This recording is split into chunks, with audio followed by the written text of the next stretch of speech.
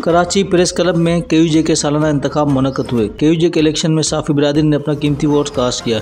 Election में काफ़ी गेमा गेमी देखने में नजर आई।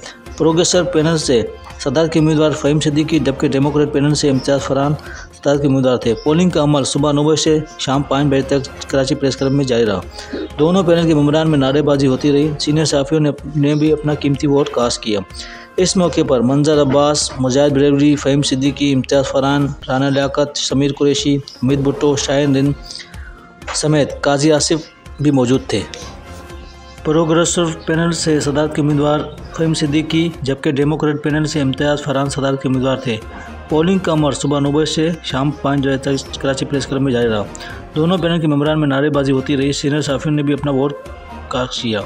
इस मौके पर मंजर अब्बास, मुजाहिद बरेलवी, फ़हीम सिद्दीकी, इम्तियाज़ फरहान, राना लियाकत, समीर कुरैशी, हमीद भुट्टो, शाहीन रिंद, काजी आसिफ समेत सीनियर सहाफ़ी मौजूद थे।